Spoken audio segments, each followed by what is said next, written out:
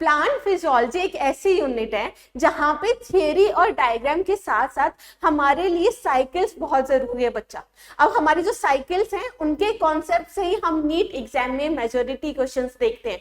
मतलब जो main questions आते हैं वो हमारे साइकिल की साइट, उनकी रिएक्शन, उनके प्रोडक्ट, उन्हीं से देखे जाते हैं। तो आज की क्लास में हम प्लांट फिजियोलॉजी की सारी साइकिल्स एक ही वीडियो में कवर कर लेंगे और वहां पर जो हमारे पीवाईक्यू क्वेश्चंस पूछ रखे हैं नीट एग्जाम के, जो हमारे प्रीवियस ईयर क्वेश्चंस है उनको भी डिस्कस कर लेंगे इसी वीडियो में। पहले साइकिल समझेंगे, लास्ट में हम करेंगे पीवाईक्यूज। क्लियर है? चलो बिना टाइम वेस्ट किए, पहली है बच्चा स्कीम ऑफ लाइट रिएक्शन। और ये देखो, ये हमारे पास डायग्राम की है। अब यहाँ पे आप ध्यान से देखो कि ये क्या है, LHCl light harvesting complex. Light harvesting complex किसका बना है? लाइट हार्वेस्टिंग पिगमेंट्स का और प्रोटीन्स का। और जो ये लाइट हार्वेस्टिंग कॉम्प्लेक्स है ये किसका पार्ट है? फोटो सिस्टम 2 का पार्ट। अब फोटो सिस्टम 2 के पास एक तो लाइट हार्वेस्टिंग कॉम्प्लेक्स है, उसके साथ होता है बच्चा रिएक्शन सेंटर। और रिएक्शन सेंटर कौन सा? P680। अब P680 का मतलब है कि ये 680 नैनोमीटर वाली लाइट को एब्जॉर्ब करेगा और इलेक्ट्रॉन लूज करेगा। इतना क्लियर हुआ? अब यहाँ पे ना सबसे इंपॉर्टेंट कंसेप्ट आता है रिडॉक्स पोटेंशियल। रिडॉक्स पोटेंशियल है क्या? Electron gaining capacity. इसका मतलब है जितना ज्यादा रिडॉक्स पोटेंशियल होगा वो उतने अच्छे से इलेक्ट्रॉन को एक्सेप्ट करता है। तो इलेक्ट्रॉन मूव किस तरीके से करेगा? हमारे लोअर रिडॉक्स पोटेंशियल से इलेक्ट्रॉन मूव करेगा हायर रिडॉक्स पोटेंशियल। ठीक है, तो हमारे जो थाइलेकॉइड मेम्ब्रेन है वहां पे इलेक्ट्रॉन कैरियर प्रेजेंट होते हैं और किस तरीके से मूवमेंट होती है? लोअर रिडॉक्स पोटेंशियल वाले कैरियर से हायर रिडॉक्स पोटेंशियल। इतना समझ आया? अब यहाँ पे देखो, ये हमारे पास नॉन साइक्लिक फोटोफॉस्फोरिलेशन दे रखा है। कैसे? कि हमारा जो P680 रिएक्शन सेंटर था, लाइट एब्जॉर्ब की उसने और उसने इलेक्ट्रॉन को लूज कर दिया। वो इलेक्ट्रॉन लूज किया, वो किसने गेन किया? हमारे प्राइमरी इलेक्ट्रॉन एक्सेप्टर, जो कि होता है बच्चा फियोफाइटिन। कौन होता है? Pheophytin, primary electron acceptor. अब जो ये मूवमेंट हुई है इलेक्ट्रॉन की, ये क्या बच्चा लोग? अपहिल मूवमेंट है। ठीक है, उसके बाद जो फियोफाइटिन है वो इलेक्ट्रॉन को अपने पास नहीं रखता। बाकी के जो इलेक्ट्रॉन कैरियर्स प्रेजेंट है वहां पे इलेक्ट्रॉन इस तरीके से मूव करता है बाय इलेक्ट्रॉन ट्रांसपोर्ट सिस्टम, जो कि हम बाद में पढ़ेंगे। और इस इलेक्ट्रॉन ट्रांसपोर्ट सिस्टम की वजह से हमारा बनता है ATP। इतना समझ आया? अब ये इलेक्ट्रॉन ट्रांसपोर्ट सिस्टम से हमारे एक मॉलिक्यूल से दूसरे मॉलिक्यूल में हमारे इलेक्ट्रॉन ट्रांसफर हो रहे हैं। बाद में किसके पास जा रहे हैं? हमारे LHC के पास, जो कि किसका पार्ट है? फोटो सिस्टम 1 का पार्ट। फोटो सिस्टम 1 के पास लाइट हार्वेस्टिंग कॉम्प्लेक्स होगा और इसके पास और क्या होगा? हमारा रिएक्शन सेंटर, जो कि है P700। अब P700 का मतलब है कि 700 नैनोमीटर की लाइट को एब्जॉर्ब करता है। अब जो इलेक्ट्रॉन यहां से उसने गेन किया था वो उसको क्या करेगा? लूज करेगा। अब वो इलेक्ट्रॉन कौन एक्सेप्ट करता है? हमारा इलेक्ट्रॉन एक्सेप्टर, जो कि है बच्चा फेरेडॉक्स। इतना क्लियर? अब फेरेडॉक्सिन भी अपने पास इलेक्ट्रॉन को नहीं रखेगा, वो भी किसी और को देगा। वो किसको देगा? हमारे NADP positive. NADP positive electron को गेन करेगा और वो क्या बनाएगा? NADPH बनाएगा। क्या बना रहा है? NADPH। इसका मतलब है हमारे जो P680 था वहां से इलेक्ट्रॉन इस तरीके से मूव कर रहे हैं और लास्ट में किसके पास चले जा रहे हैं? NADPH की फॉर्म में चले जा रहे हैं। अब ये क्या है? नॉन साइक्लिक है। ठीक है, नॉन साइक्लिक इलेक्ट्रॉन मूवमेंट है जिसमें हम ध्यान दें ATP बन रहे हैं। अब ATP बनना है तो क्या कहते हैं? फॉस्फोरिलेशन कहते हैं। क्लियर है? ये बच्चा नॉन साइक्लिक फोटोफॉस्फोरिलेशन, जहां पे ये हमारी मूवमेंट है अपहिल, फिर इलेक्ट्रॉन ट्रांसपोर्ट सिस्टम के थ्रू है डाउनहिल मूवमेंट, फिर इलेक्ट्रॉन जाएगा हमारे P700 के पास, वहां से इलेक्ट्रॉन मूवमेंट फिर क्या होगी? फिर से अपहिल होगी और फिर से क्या होगी? डाउनहिल होगी। अब ये अपहिल डाउनहिल किसके टर्म्स में कह रहे हैं? रिडॉक्स पोटेंशियल स्केल के टर्म्स में कह रहे हैं। इतना क्लियर हो गया? अगर हम यहाँ पे ध्यान दें तो देखो, ये इलेक्ट्रॉन अगर बार बार देता रहेगा तो इसके पास तो इलेक्ट्रॉन बचेंगे ही नहीं ना। अब ये इलेक्ट्रॉन आ कहां से रहे हैं बच्चे? वो इलेक्ट्रॉन हमारा और कोई नहीं, H2O पास कर रहे हैं। कौन पास कर रहा है? H2O। H2O के पास यहाँ पे रिएक्शन होती है जहां पे वो H2O ब्रेक डाउन होता है, या कहते हैं स्प्लिटिंग ऑफ वाटर, जहां पे इलेक्ट्रॉन निकलेंगे, H पॉजिटिव निकलेगा और निकलेगा ऑक्सीजन। इसको और क्या कहते हैं? Oxygen evolving complex. मतलब जो ये इलेक्ट्रॉन पास ऑन हो रहे हैं ना, वो एक्चुअल में है किसके? हमारे H2O के। इतना क्लियर? अब इस पूरी साइकिल का प्रोडक्ट जान लो कि हमारे एटीपी भी बन रहे हैं, बिल्कुल, हमारा NADPH भी बन रहा है, और बच्चा लोग हमारा O2 भी बन रहा है। इतना क्लियर? और हमारे PS1 और PS2 दोनों इन्वॉल्व है नॉन साइक्लिक फोटोफॉस्फोरिलेशन। इसके बाद हम चलेंगे अगली रिएक्शन पे, जो कि साइक्लिक फोटोफॉस्फोरिलेशन। साइक्लिक का मतलब है, अब वो जो इलेक्ट्रॉन ट्रांसपोर्ट सिस्टम यहाँ से मूव कर रहा था ना, मतलब यहाँ पे इसके पास इलेक्ट्रॉन आया, इसने P700 ने 700 नैनोमीटर की लाइट को एब्जॉर्ब किया। अब वो उसने किया इलेक्ट्रॉन को लूज, और वो इलेक्ट्रॉन किसने एक्सेप्ट किया? इलेक्ट्रॉन एक्सेप्टर ने, फेरेडॉक्सिन। अब यहां तक तो कोई दिक्कत नहीं थी, लेकिन आगे ये इलेक्ट्रॉन बच्चे हमारे NADP पॉजिटिव के पास नहीं जा रहा, वो इलेक्ट्रॉन वापस मूव कर जा रहा है इलेक्ट्रॉन ट्रांसपोर्ट सिस्टम में, और वापस से ये इस तरीके से मूव कर रहा है, मतलब एक ही इलेक्ट्रॉन है और वो इस तरीके से साइक्लिक मूवमेंट शो कर रहा है। और ये साइक्लिक मूवमेंट के टाइम पे, क्योंकि इलेक्ट्रॉन ट्रांसपोर्ट सिस्टम के पास इलेक्ट्रॉन गया ना, तो यहाँ पे ATP तो बनेगा, तो इसी साइक्लिक मूवमेंट की वजह से ATP बन रहा है, और इसी प्रोसेस को कहते हैं साइक्लिक फोटोफॉस्फोरिलेशन। अब इस साइक्लिक फोटोफॉस्फोरिलेशन में ना तो हमारा कोई NADPH बना, क्योंकि इसके पास तो इलेक्ट्रॉन गया ही नहीं, और ना यहाँ पे H2O स्प्लिटिंग हुई, मतलब H2O स्प्लिटिंग हुई, ऑक्सीजन भी नहीं बना, तो बन क्या रहा है? सिर्फ और सिर्फ ATP बन रहा है। तो ये ध्यान रखेंगे, साइक्लिक फोटोफॉस्फोरिलेशन में सिर्फ और सिर्फ ATP बनता है, ना तो O2 बनती है, ना NADPH बनता है। और इंपॉर्टेंट चीज क्या है कि यहाँ पे कहीं भी फोटो सिस्टम 2 इन्वॉल्व नहीं है, इसका मतलब है सिर्फ और सिर्फ फोटो सिस्टम 1 इन्वॉल्व रहता है साइक्लिक फोटोफॉस्फोरिलेशन। क्लियर हो गया? आगे चलिए, ध्यान रखेंगे इन पॉइंट्स का, एकदम ध्यान रखेंगे।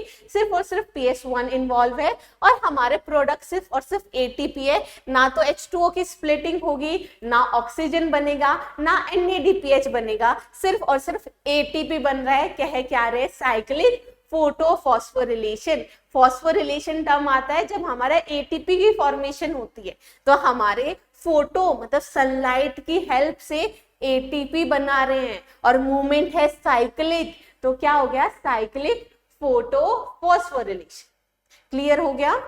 आगे चले, आगे देखो हमारे पास जो मैंने बार बार मैं कह रही हूँ ना कि ATP की सिंथेसिस हो रही है, ATP की सिंथेसिस हो रही है, लेकिन कैसे हो रही है? ये जो इलेक्ट्रॉन ट्रांसपोर्ट सिस्टम में ATP बन कैसे रहा है, उसका जवाब आ चुका है हमारे पास, ATP सिंथेसिस थ्रू केमिओस्मोसिस।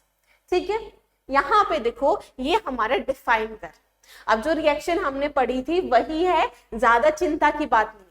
अब ध्यान देने की चीज क्या है कि जो मैं कह रही थी ना, इलेक्ट्रॉन कैरियर्स प्रेजेंट है, फोटो सिस्टम 1 प्रेजेंट है, फोटो सिस्टम 2, एक्चुअल में वो कहाँ पे प्रेजेंट है? हमारी थाइलेकॉइड की मेम्ब्रेन पे प्रेजेंट है। ये क्या है बच्चा लोग? पिंक किसको रिप्रेजेंट कर रहा है? थाइलेकॉइड मेम्ब्रेन को रिप्रेजेंट कर रहा है, जिसके बाहर है स्ट्रोमा, और अंदर इसको क्या कहेंगे? इसको कहेंगे ल्यूमेन ऑफ थाइलेकॉइड। तो ये क्या है? ल्यूमेन है थाइलेकॉइड की, मतलब कैविटी। अब यहाँ पे देखो रिएक्शन कैसे हो रही, वही रिएक्शन है, अलग तरीके से रिप्रेजेंट कर रखा है। देखो हमारी क्या है, लाइट को एब्जॉर्ब किया किसने? फोटो सिस्टम 2 ने।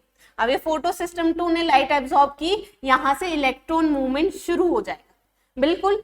लेकिन ये इलेक्ट्रॉन आ कहां से रहा था? हमारे H2O से ही तो आ रहा था, हमारा ऑक्सीडेशन हो रहा था वाटर का, या कहते हैं स्प्लिटिंग हो रही थी वाटर की, वाटर स्प्लिटिंग, जिसकी वजह से क्या हो रहा है? हमारे H पॉजिटिव भी रिलीज हो रहे हैं। अब ये H पॉजिटिव कहां जाएंगे? इलेक्ट्रॉन तो यहां चला गया, H पॉजिटिव कहां जाएगा? वो हमारा एक्यूमुलेट होगा ल्यूमेन में।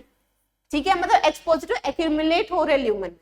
इसके बाद बात करते हैं इलेक्ट्रॉन्स की। इलेक्ट्रॉन हमारा थियोफाइटिन एक्सेप्ट करेगा, जो कि मैंने बताया था।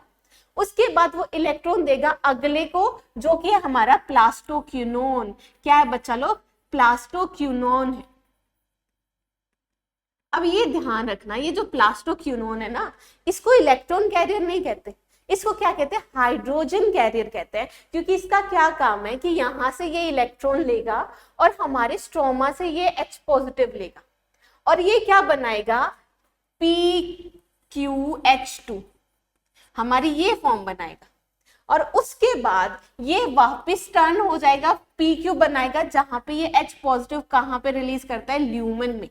इसका मतलब समझो ये कर क्या रहा है कि स्ट्रोमा से H पॉजिटिव ले रहा है और ल्यूमेन में रिलीज कर रहा है, मतलब हमारे प्रोटॉन को रिलीज कर रहा है ल्यूमेन में। क्लियर हो गया, क्या है अपना प्रोटॉन कैरियर। तो इसने H पॉजिटिव तो ल्यूमेन में रिलीज कर दिए, इलेक्ट्रॉन लिए थे वो कहाँ गए, वो इलेक्ट्रॉन इसने पास कर दिए हमारे अगले इलेक्ट्रॉन कैरियर को, जो कि साइटोक्रोम B6F कॉम्प्लेक्स। क्या है, साइटोक्रोम B6F कॉम्प्लेक्स, जो इलेक्ट्रॉन लेगा इससे। अब क्यों लिया, क्योंकि इसका रिडॉक्स पोटेंशियल ज्यादा था प्लास्टोक्विनोन से। अब जो साइटोक्रोम B6F है उसका इसका रिडॉक्स पोटेंशियल ज्यादा था, लेकिन अब वो इलेक्ट्रॉन अपने पास नहीं रखता, वो किसी दूसरे को देगा जिसका रिडॉक्स पोटेंशियल और ज्यादा है। अब वो कौन है, हमारा प्लास्टोसाइनिन। प्लास्टोसाइनिन इलेक्ट्रॉन लेता है साइटोक्रोम B6F से, और वो किसको पास ऑन करता है, वो देता है आगे जाके फोटोसिस्टम 1 P700 को। तो इलेक्ट्रॉन इस तरीके से मूव होके किसके पास पहुंच चुके हैं, P700 के पास पहुंच चुके हैं। अब यहाँ पे P700 कब एक्साइट होगा, जब वो वापस लाइट एब्जॉर्ब करेगा, P700 की लाइट एब्जॉर्ब करेगा। अब जब उसने P700 की लाइट एब्जॉर्ब की, वो उस इलेक्ट्रॉन को आगे पास कर देगा किसके पास, फेरेडॉक्सिन के पास। FD होता है बच्चा लोग, फेरेडॉक्सिन, फेरेडॉक्सिन, ठीक है। अब यहाँ पे ध्यान दो, अब ये फेरेडॉक्सिन आगे पास ऑन कर देगा हमारे NADP पॉजिटिव के पास, और NADP पॉजिटिव इलेक्ट्रॉन को एक्सेप्ट करेगा और वो यहाँ पे क्या बनाएगा, NADPH, और यहाँ पे H पॉजिटिव और यूज हो गए।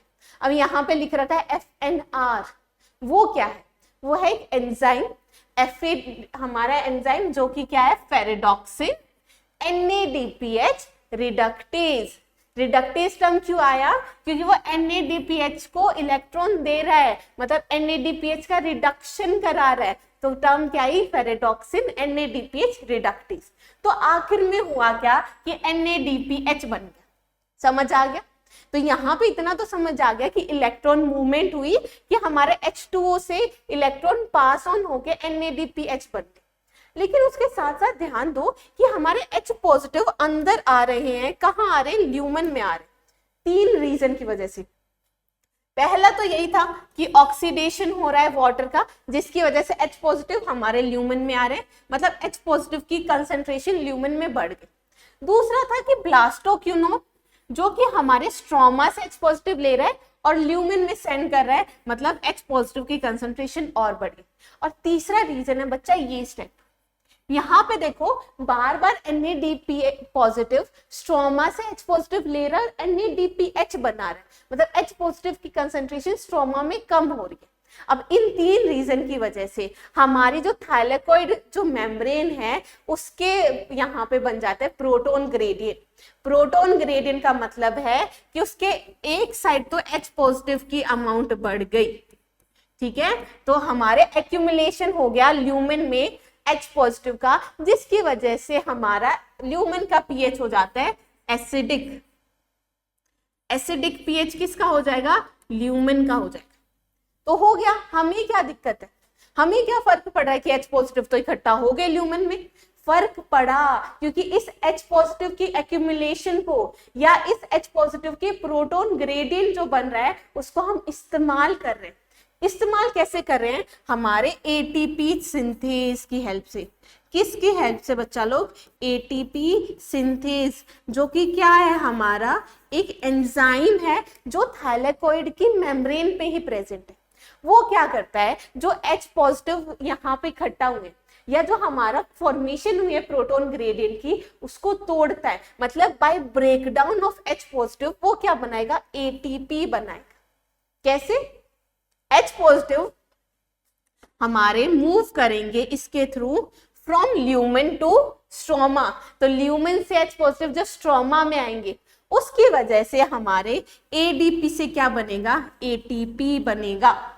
और यहाँ पे ATP सिंथेज के होते हैं 2 पार्ट, एक तो है बच्चा CF0 जो कि ट्रांस मेम्ब्रेन, दूसरा है ATP सिंथेज का CF1 जो कि क्या बनाता है, ATP बनाता है। तो ओवरऑल हो क्या गया कि हमारे H पॉजिटिव जो इकट्ठा हुए थे उनको हम बाहर लेकर आ रहे हैं, और जब उनको बाहर लेके आ रहे हैं ATP सिंथेस से, उसकी वजह से ATP बन रहा है। अब जो ये फॉर्मेशन हुई ना एटीपी की, किसकी हेल्प से, हमारे प्रोटॉन ग्रेडियंट की हेल्प से। इसी को किसने, हमारे कैमी ऑस्मोटिक हाइपोथेसिस, मतलब हमारा ATP synthesis with the breakdown of proton gradient, this is called as ATP chemiosmotic hypothesis. अब इसमें क्या क्या चीजें यूज हो रही है, हमें ये ध्यान देना है। एक तो हमारे पास मेम्ब्रेन यूज हो रही है, मेम्ब्रेन जो कि थाइलेकॉइड की मेम्ब्रेन, और क्या यूज हो रहा है, प्रोटॉन पंप। प्रोटॉन पंप वो है जो बाहर से H पॉजिटिव को अंदर लेके आ रहा है, प्रोटॉन पंप।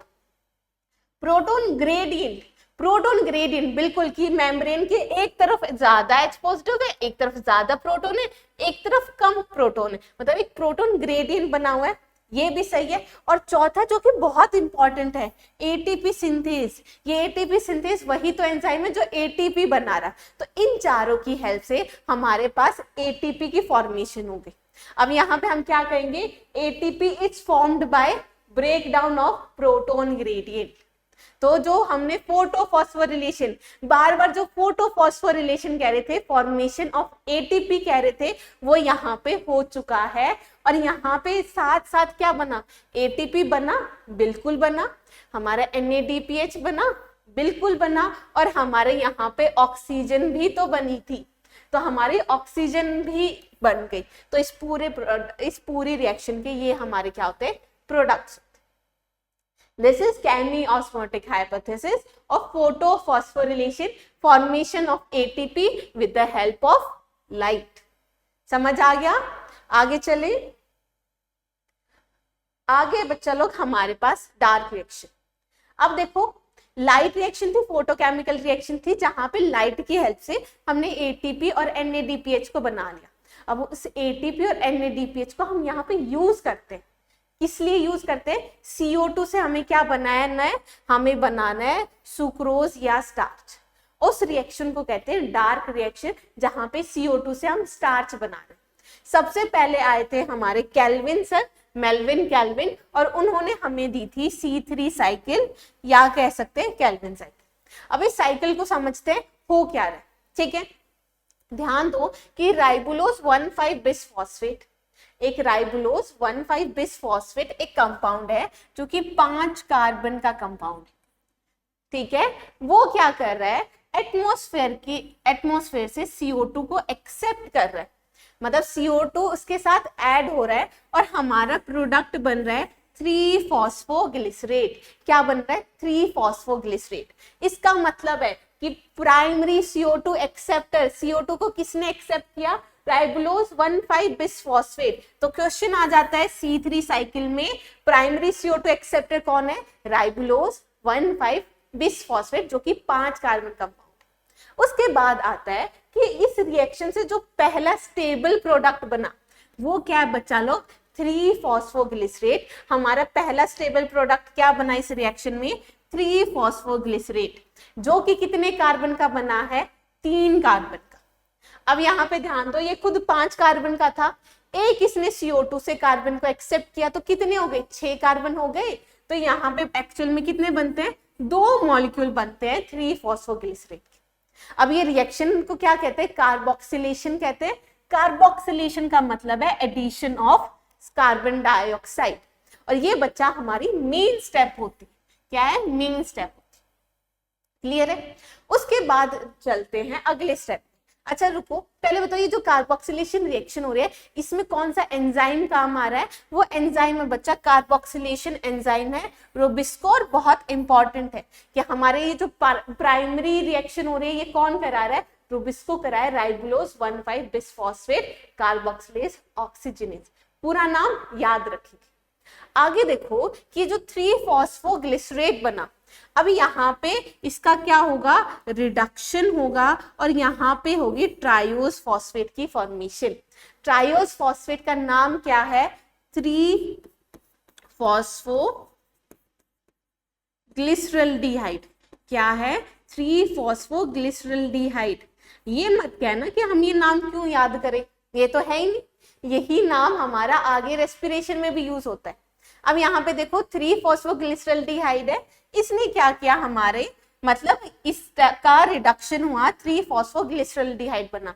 यहाँ पे कितने कार्बन है, 3 कार्बन मॉलिक्यूल, हमारे 3 कार्बन मॉलिक्यूल प्रेजेंट है, मतलब 6 कार्बन। यहाँ पे भी क्या बनते हैं, 2 मॉलिक्यूल बनते हैं 3-फॉस्फोग्लिसरॉल्डिहाइड के। स्टेप है रिडक्शन।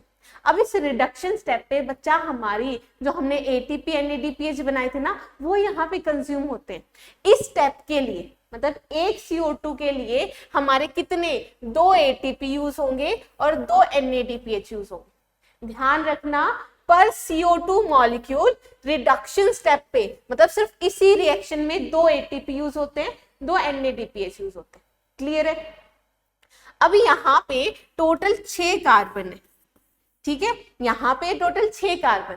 इस 6 कार्बन में से एक कार्बन यूज होता है आगे सुक्रोज और स्टार्च बनाने के लिए। क्लियर है?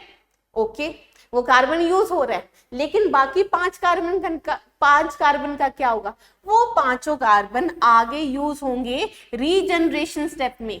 और रीजनरेशन हो किसका रहा है, हमारे राइबोलोज 1,5 बिसफॉस्फेट का। मतलब ये पांचों कार्बन बाद में जाके क्या बनाएंगे, राइबोलोज 1,5 बिसफॉस्फेट। और ये जो स्टेप है रीजनरेशन है, यहाँ पे भी एक ATP यूज हो रहा है, यहाँ पे भी एक ATP यूज हो रहा है। तो अगर ध्यान दे तो रीजनरेशन स्टेप पे एक CO2 मॉलिक्यूल के लिए एक ATP यूज हुआ। यही थी पूरी रिएक्शन, जहां पे CO2 को फिक्स कर रहे हैं, कार्बोक्सिलेशन। कौन एक्सेप्ट कर रहा है, राइबोलोज 1,5 बिसफॉस्फेट। कौन सा एंजाइम काम आ रहा है, रुबिस्को काम आ रहा है। और रिएक्शन से पहला स्टेबल प्रोडक्ट क्या है, 3-फॉस्फोग्लिसरेट। और 3-फॉस्फोग्लिसरेट 3 कार्बन कंपाउंड है, इसलिए तो नाम आया था C3 साइकिल। अब इस प्रोडक्ट का आगे क्या होगा, रिडक्शन होगा। रिडक्शन पे यूज हो जाएंगे 2 ATP 2 NADPH। अब यहाँ पे जब रिडक्शन पे क्या बनेगा, 3-फॉस्फोग्लिसरॉल्डिहाइड, जो कि 3 कार्बन मॉलिक्यूल हैं, पर टोटल कितने, 2 मॉलिक्यूल हैं, तो 6 कार्बन हो गए। इस 6 कार्बन में से एक कार्बन आगे सुक्रोज बनाने के लिए काम आएगा। 5 कार्बन का क्या होगा, वो 5 कार्बन आगे कौन से स्टेप में काम करेंगे, रीजनरेशन। रीजनरेशन किसका करेंगे, राइबोलोज 1,5 बिसफॉस्फेट का। और यहाँ पे भी एक ATP हमारा यूज हो जाएगा। इस तरीके से ये पूरी की पूरी क्या है, C3 साइकिल है। यहाँ पे ध्यान दे तो ओवरऑल रिएक्शन क्या हो रही है, एक CO2 को फिक्स करने के लिए, एक CO2 को फिक्स करने के लिए 3 तो बच्चा लोग ATP यूज हो रहे हैं और 2 यूज हो रहे हैं NADPH। यहां से बहुत क्वेश्चन आते हैं, ओवरऑल पूरी रिएक्शन का सार यही, ठीक है, इसको ध्यान देंगे। क्लियर हो गई C3 साइकिल। अब हमारी C3 साइकिल हो रही है, लेकिन कुछ प्लांट्स में देखा जाता है कि C4 साइकिल भी हो रही है। कुछ प्लांट्स में देखा जाता है C4 साइकिल भी हो रही है, लेकिन हमारे उन प्लांट्स में जो ट्रॉपिकल एनवायरनमेंट में प्रेजेंट है। स्पेसिफिकली हमारे पास एग्जाम्पल है बच्चा लोग, मेज, सोरगम। मेज और सोरगम हमारे C4 प्लांट्स हैं, जहां पर हमारी एक दूसरी साइकिल चल रही है, C4 साइकिल। अब ये C4 साइकिल का जो पाथवे था, ये हैच एंड स्लैक सर ने दिया था, इसलिए हैच एंड स्लैक पाथवे कहते हैं। क्लियर है? यहाँ के इन प्लांट्स में फीचर देखा जाता है कि क्रैंज एनाटॉमी देखी जाती है। क्रैंज एनाटॉमी में होता क्या है कि हमारे वस्कुलर बंडल के बाहर हमारे thick walled bundle sheath cell present है। क्या है ये, बंडल शीथ सेल प्रेजेंट है बच्चा लोग, बंडल शीथ सेल्स। ये जो बंडल शीथ सेल प्रेजेंट है, ये हार के तरीके से प्रेजेंट है, इसलिए क्या कहते हैं, क्रैंज एनाटॉमी। तो यहाँ पे 2 सेल्स यूज हो रहे हैं हमारे, कौन सी, डार्क रिएक्शन के लिए 2 सेल यूज हो रहे हैं। तो हमारा एक सेल बच्चा लोग मेसोफिल सेल, दूसरा सेल है बंडल शीथ सेल। इतना समझ आ गया? अब देखो रिएक्शन क्या हो रही है। रिएक्शन वही है कि CO2 को हमें फिक्स करना है, मतलब कार्बोक्सिलेशन कराना है। देखो कैसे होगा, CO2 हमारी अंदर एंटर की, सबसे पहले मेसोफिल सेल में एंटर की।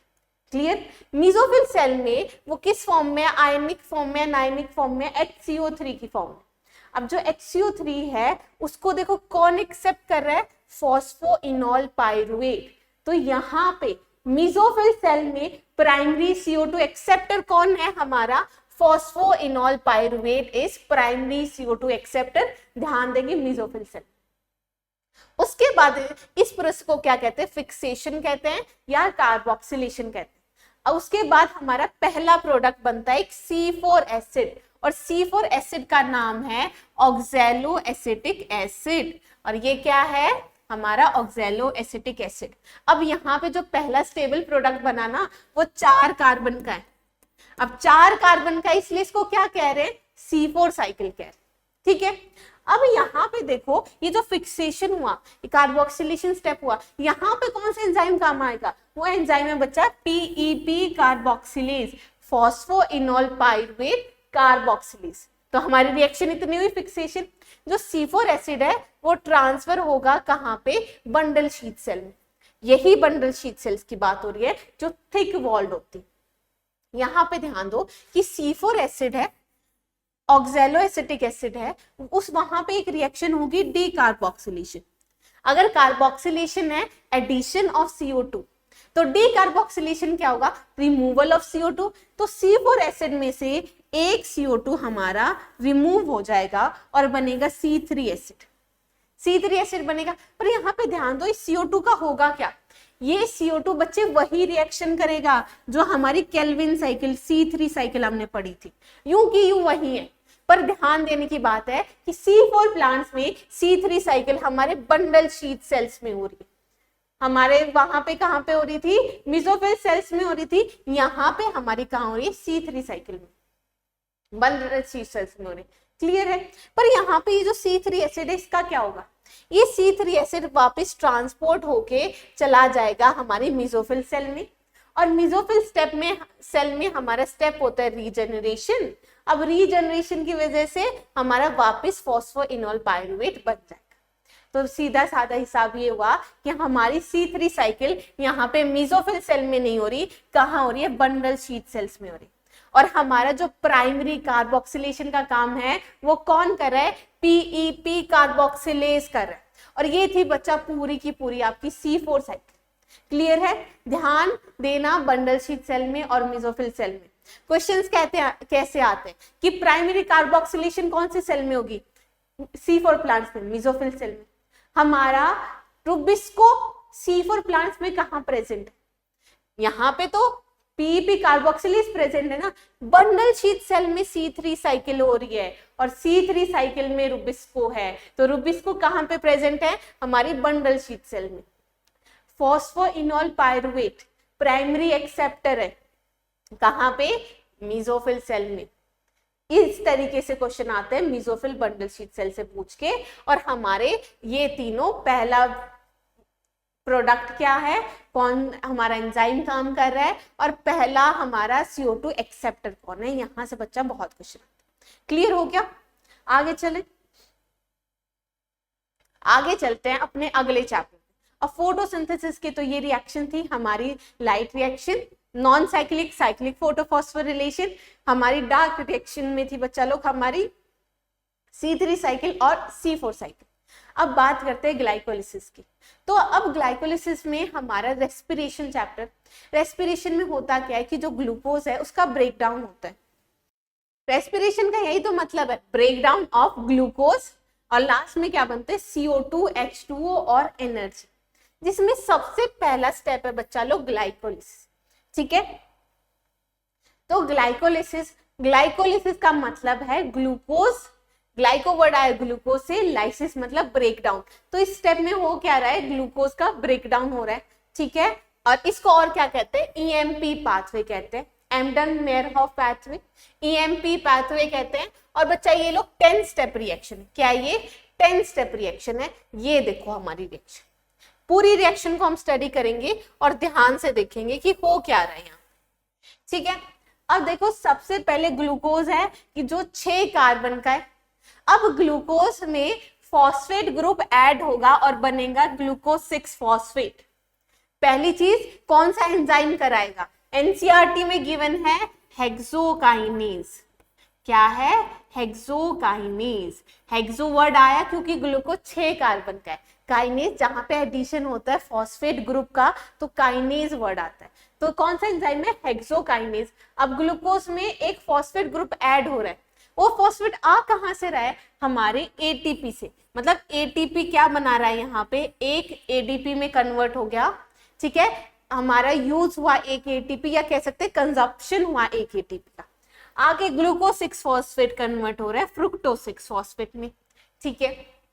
अब जो फ्रुक्टोज 6 फॉस्फेट है, वहां पे एक इंपॉर्टेंट रिएक्शन हो रही है। यहाँ पे देखो फ्रुक्टोज 6 फॉस्फेट, एक ही फॉस्फेट ग्रुप है, यहाँ पे एक और फॉस्फेट ग्रुप ऐड होगा और क्या बनेगा? Fructose 1,6 bis phosphate. तो अब 2 फॉस्फेट ग्रुप हो गए ना, तो ये एक फॉस्फेट कहां से आया? फिर से आया हमारे एटीपी से। तो यहाँ पे भी हमारा एटीपी कंज्यूम हो गया। इन दोनों स्टेप को ध्यान रखना है, जहां पे एटीपी को कंज्यूम कर रहे हैं हम, यूज कर रहे हैं, और बन जाता है फ्रुक्टोज 1,6 बिस फॉस्फेट, ठीक है। अब जो फ्रुक्टोज 1,6 फॉस्फेट है, ये 6 कार्बन का कंपाउंड है ना। इस 6 कार्बन के एक कंपाउंड से 2 मॉलिक्यूल बनते हैं, ट्राइओज फॉस्फेट बनते हैं, ग्लिसरल्डिहाइड 3 फॉस्फेट और dihydroxy acetone phosphate. Glyceraldehyde 3 phosphate अभी जिसकी फोटोसिंथेसिस में बात करी थी, वही चीज है, ठीक है। यहाँ पे ध्यान दो कि 6 कार्बन के एक कंपाउंड से 2 बनते हैं हमारे 3 कार्बन के, एक तो डाइहाइड्रोक्सी एसीटोन फॉस्फेट और एक 3 ग्लिसरल्डिहाइड फॉस्फेट, दोनों आपस में इंटर कन्वर्टेबल, ठीक है, कोई दिक्कत नहीं है। ओके, आगे देख लेते हैं।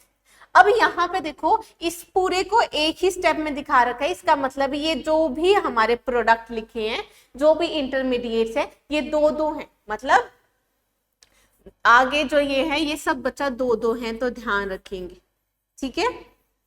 आगे ध्यान दो कि हमारे ग्लिसरल्डिहाइड 3 फॉस्फेट में एक रिएक्शन होती है जहां पे NAD पॉजिटिव से NADH बन रहा है, और हमारा क्या बना है? 1,3 बिस फॉस्फोग्लिसरिक एसिड। क्या बना है? 1,3 बिस फॉस्फोग्लिसरिक एसिड। पर ध्यान देने की बात है, यहाँ पे क्या बन रहा है? NADH। पर हमारे 2 मॉलिक्यूल है, इसका मतलब कितने NADH बनेंगे? 2 NADH बनेंगे इस स्टेप पे, ठीक है। आगे 1,3 बिस फॉस्फोग्लिसरिक एसिड हमारा क्या बना रहा है? 3 फॉस्फोग्लिसरिक एसिड। तो 2 फॉस्फेट से एक फॉस्फेट आ गया, तो मतलब एक फॉस्फेट हमारा रिलीज हुआ, वो रिलीज किस फॉर्म में होता है? एटीपी की फॉर्म में। तो यहाँ पे क्या बन रहा है? हमारा एटीपी बन रहा है। लेकिन हमने 2 मॉलिक्यूल ले रखे हैं, इसका मतलब यहाँ पे कितने एटीपी बनेंगे? 2 एटीपी बनेंगे। आगे देखो, 3 फॉस्फोग्लिसरिक एसिड से बनता है 2 फॉस्फोग्लिसरिक एसिड, कोई दिक्कत नहीं है। 2 फॉस्फोग्लिसरिक एसिड से आगे रिएक्शन होती है और बनता है 2 फॉस्फोइनॉल पायरुवेट, जहां पे हमारे रिलीज होते हैं H2O, 2 H2O मॉलिक्यूल रिलीज हो गए, ठीक है। आखिरी जो 10th स्टेप है, जहां पे फॉस्फोइनॉल पायरुवेट, तो फॉस्फो ग्रुप है ना हमारा, इस फॉस्फोइनॉल पायरुवेट से क्या बनता है? पायरुविक एसिड बनता है, और यहाँ पे भी हमारा क्या होगा? एटीपी की फॉर्मेशन होगी। लेकिन मैंने कहा था ना 2 मॉलिक्यूल हैं, इसका मतलब है कितने एटीपी बनेंगे? यहाँ पे 2 एटीपी बनेंगे, क्लियर है। और लास्ट में क्या बन रहा है? हमारा पायरुविक एसिड। कितने मॉलिक्यूल? 2 pyruvic acid. तो सीधा सा मतलब है कि 6 कार्बन का ग्लूकोज था और वो 2 पायरुविक एसिड में बन गया, मतलब 3 कार्बन कंपाउंड 2 मॉलिक्यूल बन गए। 6 कार्बन का 3 कार्बन के 2 पायरुविक एसिड बन गए, कोई दिक्कत नहीं है, यही नेट प्रोडक्ट है। लेकिन ध्यान देने की क्या बात है कि हमारे 4 एटीपी फॉर्म हुए रिएक्शन में। देखो 4 एटीपी बने, 2 यहां पे बने, 2 यहां पे बने, ठीक है। 2 एटीपी कंज्यूम हुए, 2 एटीपी बच्चा लोग हमारे कंज्यूम हुए, एक तो यहां पे और एक यहां पे। तो नेट प्रोडक्ट क्या है? नेट प्रोडक्ट है हमारे 2 एटीपी। तो ग्लाइकोलिसिस में हम कहते हैं हमारा नेट प्रोडक्ट है 2 एटीपी का, 2 एटीपी बनते हैं और 2 यहाँ पे NADH बनते हैं, क्लियर है। ये थी पूरी की पूरी ग्लाइकोलिसिस। और ग्लाइकोलिसिस कहाँ पे होती है? साइटोप्लाज्म में होती है। अब ग्लाइकोलिसिस का इंपॉर्टेंट चीज ये है कि हमारे जो ग्लाइकोलिसिस है, ये हमारे aerobic respiration as well as anaerobic respiration दोनों में ही होती है। यहाँ पे देखो कहीं भी ऑक्सीजन का इस्तेमाल नहीं हो रहा, एरोबिक एनारोबिक दोनों में होगी। इतना ध्यान रहेगा, साइट ध्यान रखना, प्रोडक्ट ध्यान रखना कि एक ग्लूकोज 2 पायरुविक एसिड में बढ़ चुका है और प्रोडक्ट है 2 एटीपी और 2 NADH। पूरी की पूरी रिएक्शन ये थी, हमारा हेक्सोकाइनेज थियरी में मेंशन है तो यहाँ पे लिख लेना, और ये आपकी थी ग्लाइकोलिसिस। क्लियर है? आगे देखो, अब ग्लाइकोलिसिस समझ आ गया। अब ग्लाइकोलिसिस हमारे एरोबिक रेस्पिरेशन में भी होती है, एनारोबिक रेस्पिरेशन में भी होती है। तो एनारोबिक रेस्पिरेशन में आगे क्या होगा वो देख लेते हैं कि एनारोबिक रेस्पिरेशन में होते हैं दो चीजें हो सकती है, या तो लैक्टिक एसिड फर्मेंटेशन या हमारा अल्कोहल फर्मेंटेशन। ये ध्यान रखना, ये किसकी बात हो रही है? एनारोबिक कंडीशन की बात हो रही है, मतलब respiration in absence of oxygen. Anaerobic respiration, बिना ऑक्सीजन की प्रेजेंस में जो रेस्पिरेशन होती है उसको एनारोबिक रेस्पिरेशन कहते हैं। तो ये जो स्टेप है ये तो आपके ग्लाइकोलिसिस के ही है ना, जो ग्लाइकोलिसिस में आपका पायरुविक एसिड बना था, ये तो पूरा वही है, वही बात कही थी ना कि ग्लाइकोलिसिस एनारोबिक रेस्पिरेशन में होगी, हो तो रही है, हमारा पायरुविक एसिड बन गया, सेम चीज। पर अब इस पायरुविक एसिड का क्या होगा? दो हो सकते, दो पॉसिबिलिटी हो सकती है। पहला है लैक्टिक एसिड बनना। लैक्टिक एसिड कैसे बनेगा कि पायरुविक एसिड से हमारी होगी डिहाइड्रोजिनेशन रिएक्शन। कौन सा एंजाइम कराएगा? Lactate dehydrogenase. ये मत समझना कि एंजाइम तो है ही नहीं बुक में है, थियरी में है, ध्यान देना है। पायरुविक एसिड लैक्टेट डिहाइड्रोजिनेज का बना के रिएक्शन से हमारा क्या बनेगा? लैक्टिक एसिड बनाएगा, और यहाँ पे NADH फिर से कंज्यूम हो जा रहा है। ठीक है, तो ये रिएक्शन है लैक्टिक एसिड फर्मेंटेशन, प्रोडक्ट बन रहा है लैक्टिक एसिड जो कि हार्मफुल होते हैं। पहली पॉसिबिलिटी। दूसरी पॉसिबिलिटी होती है कि कुछ ऑर्गेनिज्म में अल्कोहल फर्मेंटेशन देखा जाता है। अल्कोहल फर्मेंटेशन का मतलब समझ लो कि हमारे जो पायरुविक एसिड है वहां पे होती है 2 स्टेप रिएक्शन। पहली स्टेप में आता है पायरुवेट डीकार्बोक्सिलेज और दूसरी स्टेप होती है अल्कोहल डिहाइड्रोजिनेज से। ये भी बच्चा लोग NCERT में लिखा हुआ है तो स्किप करके मत जाना। ये जो हमारे एंजाइम है ये आखिर में क्या करते हैं कि पायरुविक एसिड से इथेनॉल बनाएंगे। इथेनॉल होते हैं 2 कार्बन कंपाउंड, ठीक है, मतलब 3 कार्बन कंपाउंड से एक तो बना 2 कार्बन कंपाउंड और एक हमारे CO2 की फॉर्म में रिलीज हो गया। तो ये थी बच्ची अल्कोहल फर्मेंटेशन। ध्यान क्या देना है कि सिर्फ अल्कोहल फर्मेंटेशन में CO2 रिलीज हो रहा है, हमारे लैक्टिक एसिड फर्मेंटेशन में CO2 रिलीज नहीं होता। क्लियर है? मतलब यहाँ पे हमारे एनारोबिक रेस्पिरेशन में सिर्फ और सिर्फ हमारे 2 ATP बनते हैं।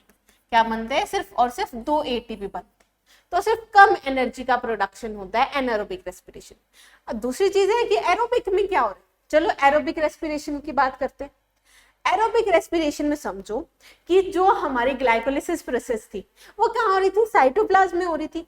अब साइटोप्लाज्म में हमारे ग्लूकोज से पायरुविक एसिड बन गया, और वो जो पायरुविक एसिड है वो एंटर कर जाता है माइटोकॉन्ड्रियल मैट्रिक्स में, मतलब माइटोकॉन्ड्रिया में आके एंटर कर गया। उसके बाद हमारी रिएक्शन हो रही है ऑक्सीडेटिव डीकार्बोक्सिलेशन, और इसी को क्या कहते हैं? लिंक रिएक्शन कहते हैं। ठीक है, हो क्या रहा है देखो कि पायरुविक एसिड है, 3 कार्बन का कंपाउंड है, ठीक है, हमारे पायरुविक एसिड में हमारा कोए एंजाइम ऐड हो रहा है, और यहाँ पे रिएक्शन करा कौन रहा है? हमारा पायरुवेट डीहाइड्रोजिनेज। ठीक है, पायरुवेट डीहाइड्रोजिनेज करा रहा है। इसका मतलब यहाँ पे होगा क्या कि NADP पॉजिटिव, एक minute, NADP positive electron gain करेगा और क्या बनाएगा? NADPH। क्लियर है? तो और हमारा जो पायरुविक एसिड 3 कार्बन मॉलिक्यूल था वो 2 कार्बन मॉलिक्यूल एसिटाइल कोएंजाइम में कन्वर्ट हो जाएगा, और जिसकी वजह से जो हमारा NAD पॉजिटिव से एक NADH बन गया, 3 कार्बन से 2 कार्बन का बन रहा है, एक कैसे हो गया? एक तो CO2 की फॉर्म में रिलीज हो जाएगा। तो यही से टर्म आया हमारा डीकार्बोक्सिलेशन, ऑक्सीडेटिव डी कार्बोक्सिलेशन की पायरुविक एसिड टूट के 2 कार्बन कंपाउंड बना रहा है, एक कार्बन हमारे CO2 की फॉर्म में रिलीज हो जा रहा है। यहाँ पे मैग्नीशियम 2 पॉजिटिव आयन कोफैक्टर की तरीके से हेल्प करता है। क्लियर? तो यहाँ पे एक पायरुविक एसिड ले रखा था ना, पर अगर मैं ग्लूकोज की बात करूं तो एक ग्लूकोज से 2 पायरुविक एसिड बने थे। मतलब अगर हमारे पास 2 पायरुविक एसिड हैं, इसका मतलब है कितने CO2 रिलीज होंगे? 2 CO2 रिलीज होंगे, 2 एसिटाइल कोएंजाइम में और हमारे 2 NADPH। तो ये हमारी टोटल रिएक्शन होगी अगर हम एक ग्लूकोज के रेफरेंस में बात करते हैं। क्लियर हो गया? हो कहाँ रही है? हमारी माइटोकॉन्ड्रियल मैट्रिक्स में हो रही है। एंजाइम कौन करा रहा है? Pyruvate dehydrogenase. प्रोडक्ट क्या है? Oxidative decarboxylation link reaction. Clear है? आगे चलते हैं, हमारी सिट्रिक एसिड साइकिल या क्रैब साइकिल। अब जो क्रैब साइकिल है ना बच्चा, वो भी कहाँ हो रही है? माइटोकॉन्ड्रियल मैट्रिक्स में हो रही है। तो ये देखो, ये पूरी की पूरी हमारी लिंक रिएक्शन यहाँ पे लिख रखी है, लिंक रिएक्शन। समझ आ गया? इस लिंक रिएक्शन में ध्यान दो कि ये वाले स्टेप तक तो हम बात कर लिए हैं। उसके बाद क्या होता है कि जो एसिटाइल कोएंजाइम में है उसको कौन एक्सेप्ट कर रहा है? हमारा 4 carbon compound oxaloacetic acid. हमारा oxaloacetic acid 2 carbon compound को एक्सेप्ट करेगा, तो 4 + 2 कितने कार्बन कंपाउंड बनेगा? 6 कार्बन कंपाउंड सिट्रिक एसिड। तो पहला प्रोडक्ट क्या है? सिट्रिक एसिड हमारा पहला प्रोडक्ट है। एंजाइम कौन सा होगा? सिट्रेट सिंथेज, एनसीईआरटी में मेंशन। तो हमारा पहला प्रोडक्ट सिट्रिक एसिड, इसलिए इसको सिट्रिक एसिड साइकिल कहते हैं। दिया था हैंस क्रैब ने, तो हैंस क्रैब साइकिल कहते हैं। सिट्रिक एसिड क्या करेगा? हमारा 6 कार्बन कंपाउंड है, एक CO2 को रिलीज करेगा और क्या बनाएगा? 5 carbon compound alpha keto glutaric acid. ठीक है? इस टाइम पे हमारा एक NADH और बन गया। ध्यान देने की बात है, अभी हमने सिर्फ एक पायरुवेट लिया है, तो सिर्फ एक टर्न की बात हो रही है। ठीक है? तो यहाँ पे एक NADH बन गया। ठीक है? अब जो ये 5 कार्बन कंपाउंड है, ये फिर से क्या करता है? CO2 को रिलीज करता है और इस स्टेप पे बच्चा बनता है हमारा सक्सिनाइल कोएंजाइम में। सक्सिनाइल कोएंजाइम में एनसीईआरटी में थियरी में मेंशन है, लेकिन उन्होंने साइकिल में नहीं दिखा रखा। तो जरूरी है देखना कि 5 कार्बन कंपाउंड से 4 कार्बन कंपाउंड बन जाता है सक्सिनाइल कोएंजाइम में। एक CO2 रिलीज होगा और एक NADH। ठीक है? आगे की रिएक्शन ध्यान दो कि सक्सिनाइल कोएंजाइम में से आगे बनता है सक्सिनिक एसिड। ये भी 4 कार्बन का, ये भी 4 कार्बन का, लेकिन यहाँ पे क्या होती है? Substrate phosphorylation. सबस्ट्रेट फॉस्फोरिलेशन का मतलब है ATP या GTP का बनता इन आर रिएक्शन। मतलब प्रोटॉन ग्रेडियंट की जरूरत नहीं है, ATP सिंथेज की जरूरत नहीं है, हमारे रिएक्शन में ही ATP बन रहा है। तो यहाँ पे हमारा सबस्ट्रेट फॉस्फोरिलेशन हो रही है। आगे देखते हैं सक्सिनिक एसिड।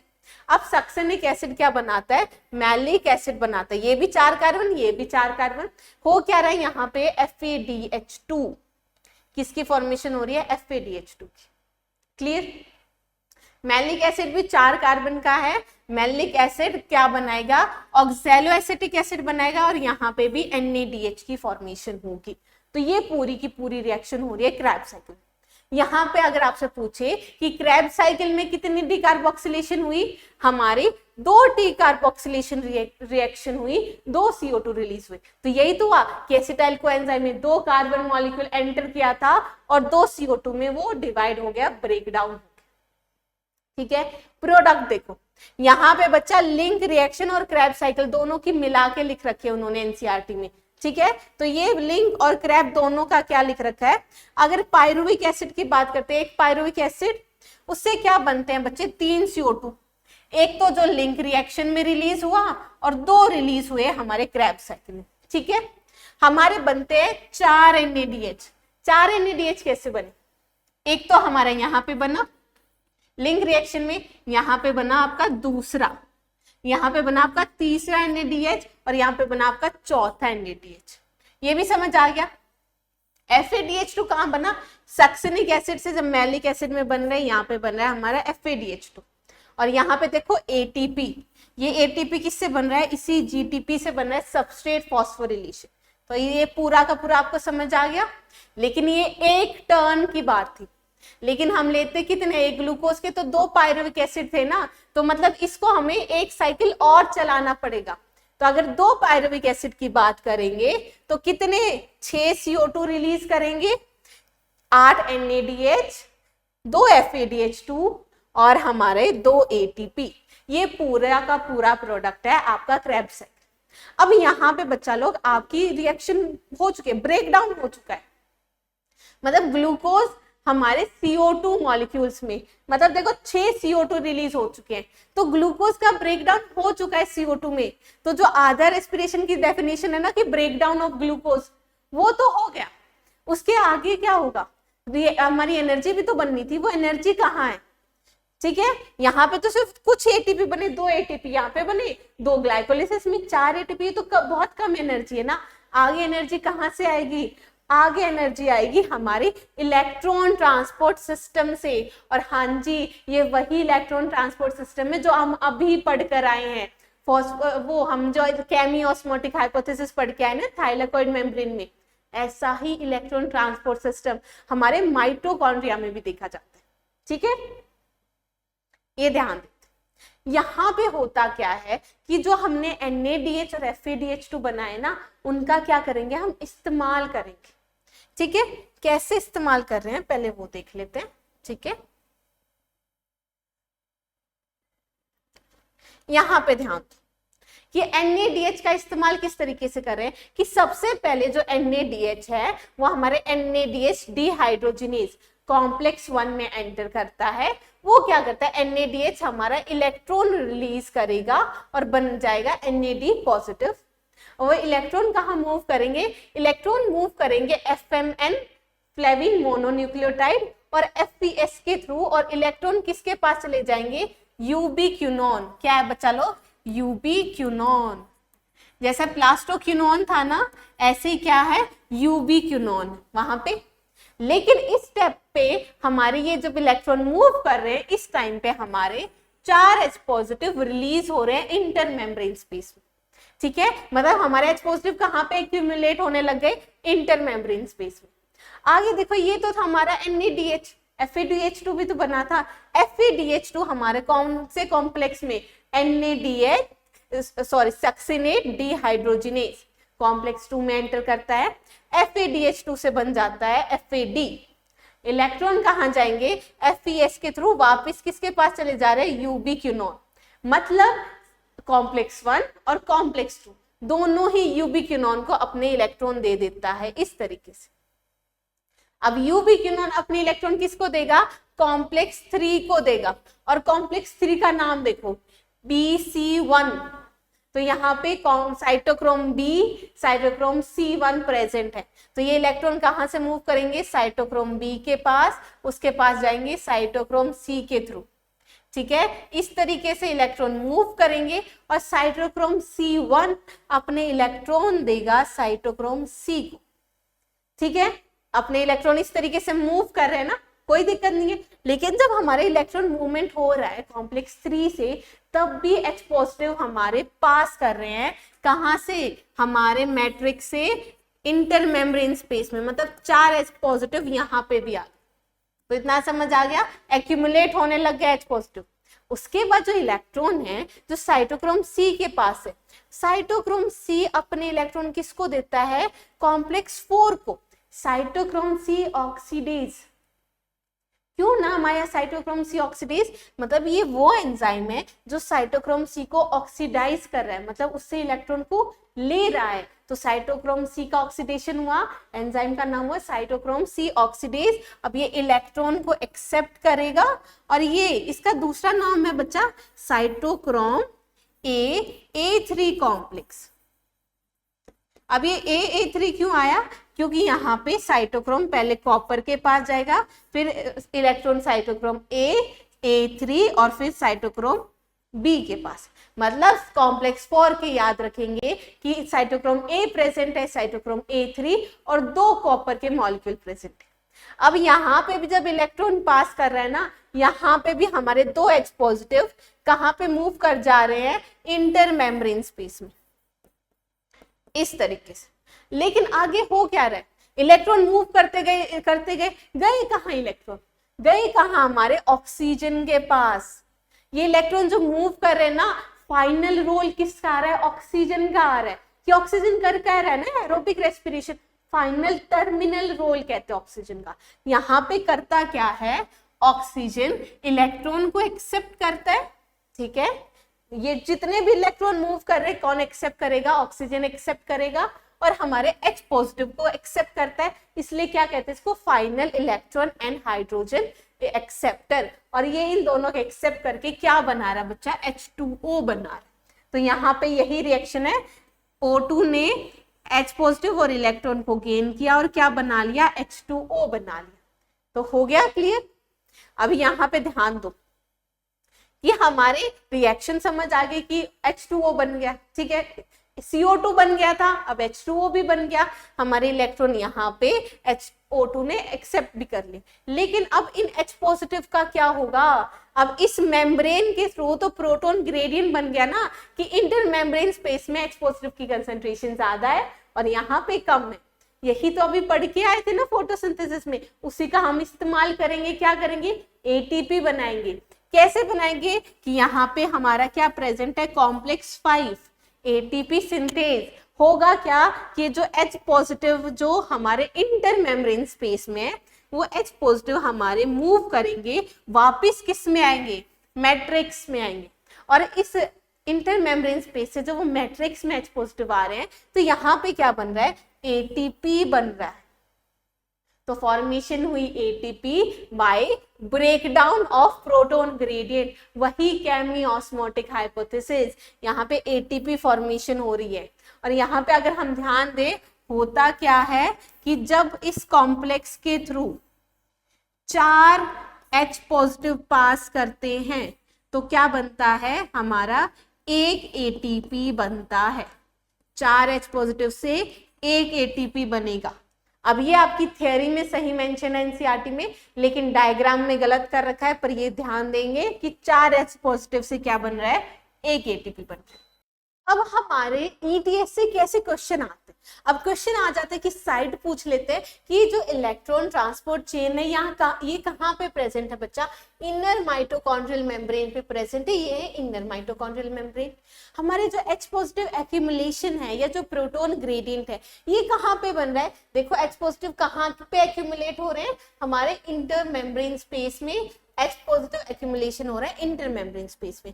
हमारा ATP कौन बना रहा है, ATP सिंथेज बना रहा है by the breakdown of proton gradient, और ATP कहाँ बने, हमारे मैट्रिक्स में बने, ठीक है। तो complex 1, complex 1, complex 2, complex 3, complex 4 का नाम याद रखना है, ये किसके बने होते हैं, उनके जो हमारे कंपाउंड है वो सब याद रखना है। क्लियर है। अब चलते हैं बच्चा लोग PYQs। ये हमने जो पढ़ा, यहाँ से देखो क्वेश्चन किस तरीके के पूछे जाते हैं नीट में, देख लेते हैं। तो पहले हम बात करेंगे फोटोसिंथेसिस की। फोटोसिंथेसिस में देखो, light reaction the plastoquinone facilitate the transfer of electron from, अब प्लास्टोक्विनोन इलेक्ट्रॉन ट्रांसफर करता था कहाँ से, from photosystem two cytochrome B6F complex. Direct question है हमारा, जो वहां से जो डायग्राम है उधर से क्वेश्चन आ रखा है, ए सही होगी। अगला क्वेश्चन देखो, in a chloroplast the highest number of protons are found in. अब बताओ कि प्रोटॉन सबसे ज्यादा कहाँ मिलेंगे, मतलब किसकी बात हो रही है, हमारे प्रोटॉन ग्रेडियंट की बात हो रही है, या फिर हम कह सकते हैं या हम कह सकते हैं कि जो H पॉजिटिव एक्यूमुलेशन है वो कहाँ पे हो रहा है बच्चा लोग, वो हो रहा है हमारे ल्यूमेन ऑफ थाइलेकॉइड में। थाइलेकॉइड में एसिडिक पीएच था, बाहर क्या था, बेसिक पीएच था। H पॉजिटिव कहाँ पे इकट्ठा हो रहे थे, ल्यूमेन ऑफ थाइलेकॉइड में, ठीक है। आगे देखिए, आगे हमारे पास डार्क रिएक्शन से क्वेश्चन है कि how many molecule of ATP and NADPH are required every molecule of CO2 fix in the Calvin cycle. Calvin cycle मतलब C3 साइकिल की बात हो रही है कि C3 साइकिल में एक CO2 को फिक्स करने के लिए कितने ATP और NADPH चाहिए। अब 2 ATP चाहिए थे रिडक्शन स्टेप पे और 2 NADPH चाहिए थे रिडक्शन स्टेप पे, और एक ATP चाहिए था हमारा रीजनरेशन। मतलब ओवरऑल 3 एटीपी की रिक्वायरमेंट है और 2 NADPH की रिक्वायरमेंट है। ऑप्शन हो गया बी। उसके बाद देखो इसी का, ये तो 2024 का ही क्वेश्चन था ना, इसी का देखो कि इसी का मॉडिफाइड वर्जन है। अगर यहाँ पे ध्यान दे, हमसे पूछा गया है how many ATP NADPH are required for the synthesis of 1 molecule of glucose during Calvin cycle. अब आपको ध्यान देने की चीज क्या है कि C3 साइकिल की बात हो रही है और C3 साइकिल में एक CO2 को फिक्स करने के लिए 3 ATP की रिक्वायरमेंट थी बच्चा लोग, और हमारे 2 NADPH की रिक्वायर्ड थी।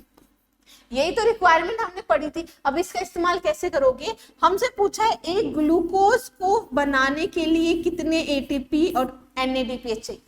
अब एक ग्लूकोज में कितने कंपाउंड होते हैं, कितने कार्बन्स होते हैं, 6 कार्बन होते हैं, मतलब हमें कितने CO2 फिक्स करने होंगे, 6 CO2 फिक्स करने होंगे।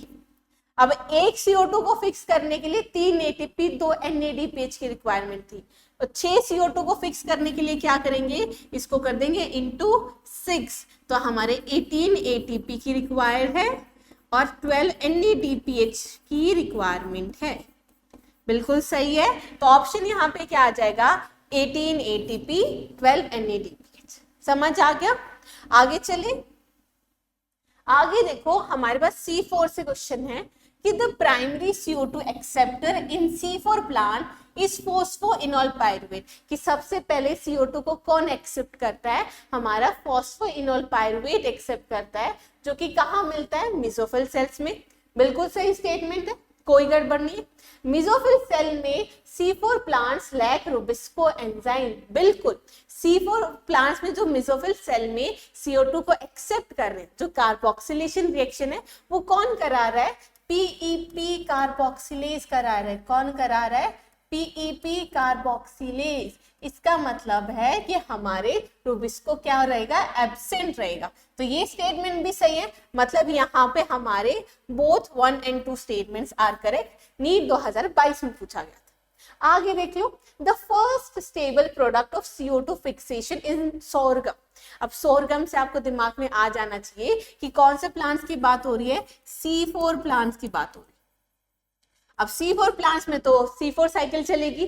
हमसे पूछा है कि पहला स्टेबल प्रोडक्ट, तो C4 में पहला स्टेबल प्रोडक्ट कौन होगा, 4 कार्बन कंपाउंड कौन सा होता है, ऑक्सैलो एसिटिक एसिड। क्या होगा बच्चा, ऑक्सैलो एसिटिक एसिड। कैसे बनेगा, फॉस्फोइनोल पायरुवेट CO2 एक्सेप्ट करेगा, एंजाइम काम आएगा PEP कार्बोक्सिलेज, प्रोडक्ट बनेगा हमारा ये। तो वो जो हमने लिख रखे थे वही इंपॉर्टेंट पॉइंट्स है, उधर से कैसे डायरेक्ट क्वेश्चन है। आगे देखो कि phosphoenol pyruvate is the primary CO2 acceptor. अभी बताया था phosphoenol pyruvate primary CO2 acceptor कौन से प्लांट्स में, C4 प्लांट्स। ठीक है जी, चलो आगे चलते हैं। हमारे रेस्पिरेशन से कैसे क्वेश्चन पूछे गए हैं कि what is the net gain of ATP, कि हमारे कितने ATP का नेट गेन हुआ है जो each molecule of glucose is converted two molecules of pyruvic acid. तो ये बताओ कौन सी रिएक्शन की बात हो रही है, एक ग्लूकोज से बच्चा लोग हमारे 2 पायरुविक एसिड बने। ये कौन सी रिएक्शन की बात हो रही है, ये बात हो रही है हमारी ग्लाइकोलिसिस की, और ग्लाइकोलिसिस में हमारे 2 ATP का नेट गेन होता है, तो हमारा आंसर आ जाएगा डी। समझ आ गया। आगे देखो, conversion of glucose to glucose 6 phosphate. Glycolysis में ही ग्लूकोज से ग्लूकोज 6 फॉस्फेट ये रिएक्शन थी।